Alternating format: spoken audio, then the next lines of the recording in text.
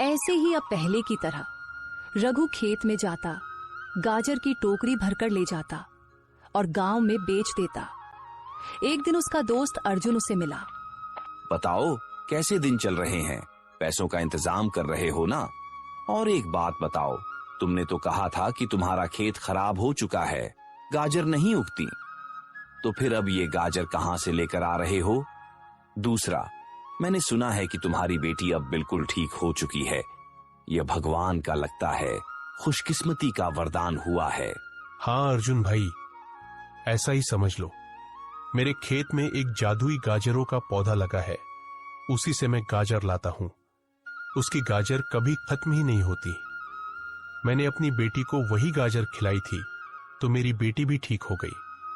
ये सब भगवान का ही करिश्मा है, मुझे खुद भी कुछ समझ नहीं आ रहा। क्या बोल रहे हो रघु? मैं कोई बेवकूफ लग रहा हूं तुम्हें? जरूर तुम्हारे खेत में गाजर उग गई होंगी। आखिर ऐसा कौन सा पौधा है जिसकी तुम बात कर रहे हो? मैंने तो कभी नहीं सुना। सुना तो अर्जुन भाई मैंने भी नहीं था। चलो आओ, मैं आपको दिखाता हूं। मैंने अभी तक किसी को नहीं बताया, बस आपको ही दिखाता हूं। हाँ हाँ, चलो दिखाओ, मैं भी तो देखूं वो जादुई गाजर का पौधा।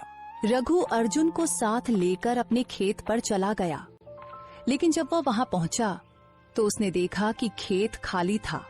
ये क्या हुआ? अभी कुछ देर पहले तो मैं यहां से गाजर तोड़कर ले गया था, फिर पौधा कहां गायब हो गया? अरे रघु, क्यों मेरा समय खराब कर रहे हो? मुझे तो पहले ही यकीन नहीं था, मैं तुम्हारी बातों में आ गया। चलो ठीक है, मुझे काम पर भी जाना है, ऐसा मजाक नहीं करना चाहिए। अर्जुन चला गया। रघु कुछ देर वहां खड़ा रहा, फिर गाजर लेकर गांव में बेचने के लिए चल पड़ा। रात को वापसी पर रघु फिर से खेत पर आया पौधा देखने के लिए, लेकिन पौधा गायब हो चुका था। रघु बहुत मायूस हुआ, उसे लगा कि भगवान मुझसे नाराज हो गए हैं। वह अपने घर चला गया, अपनी बेटी को कुछ भी नहीं बताया और ऐसे ही सो गया। रात को रघु को सपना में वही साधु आए, जिन्होंने रघु से कहा, बेटा, वह पौधा तुम्हारे लिए है, किसी और के लिए नहीं, और वह पौधा सिर्फ तुम्हें ही दिखाई देगा, किसी और को नहीं। यह बात रहस्य रखनी है, किसी को नहीं बतानी है। तुम रात को अपने खेत पर जाना और वहां से गाजर तोड़कर लाना। तुम्हारे अलावा कोई उस पौधे को न देख सकेगा, न गाजर तोड़ सकेगा। दूसरा, वो गाजर जो तुम तोड़ते हो आम गाजर नहीं है, उनमें जादुई शक्ति है।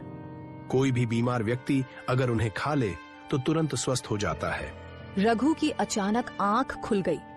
वह सारी बात समझ चुका था। वह तुरंत टोकरी लेकर खेत में गया। वहां देखा कि पौधा लगा हुआ है। रघु ने टोकरी भरकर गाजरें तोड़ी और घर ले आया। पिताजी, ये गाजर यहाँ कहाँ से आ गई? क्या आप रात को इन्हें तोड़कर लाए थे? हाँ बेटी, अब से मैं रात को गाजरें तोड़कर लाया करूंगा और दिन में उन्हें बेच आया करूंगा। ऐसे ही 3 महीने पूरे होने वाले थे। सिर्फ 7 दिन बाकी रह गए थे। रघु ने कुछ पैसे जमा तो कर लिए थे, लेकिन अभी इतने नहीं हुए थे कि जमींदार को दिए जा सके। 2-4 दिन गुजर गए। एक दिन जब रघु गाजर बेचकर घर की तरफ आ रहा था, घर के बाहर भीड़ देखकर रघु भी उसके पास गया और जाकर पूछा, क्या हुआ? सब ठीक तो है? इतनी भीड़ क्यों जमा है? मुकेश साहब की तबीयत बहुत खराब थी, जिसकी वजह से आज उनका आखिरी समय चल रहा है। ये सुनते ही रघु को तुरंत अपनी बेटी पूनम की याद आ गई। तो रास्ते में गांव का एक आदमी बहुत बीमार पड़ा था। उसे ऐसी बीमारी थी कि उसकी आखिरी सांसें चल रही थी। उसके पास एक गाजर बची हुई थी। उसने तुरंत जाकर वह गाजर मुकेश को खिला दी। रघु, ये तुम क्या कर रहे हो? पहले ही मेरे भाई की तबीयत बहुत खराब है, उनका आखिरी समय चल रहा है और तुम उन्हें ये गाजर खिला रहे हो? अरे कार्तिक भाई, ये कोई आम गाजर नहीं है। आप बस 10 मिनट इंतजार करें, आपको खुद ही समझ आ जाएगा। रघु के गाजर खिलाते ही 10 मिनट बाद मुकेश बिल्कुल ठीक हो गया। वहां मौजूद सभी लोग हैरान रह गए। फिर रघु अपने घर वापस आ गया। अब रघु की गाजरों की बातें जगह जगह होने लगी। हर कोई रघु से गाजर लेने के लिए बेताब हो गया। अरे कमाल हो गया, रघु जो गाजर बेचता है वो तो जादुई गाजर हैं। अगर कोई बीमार आदमी उन्हें खा ले तो तुरंत स्वस्थ हो जाता है।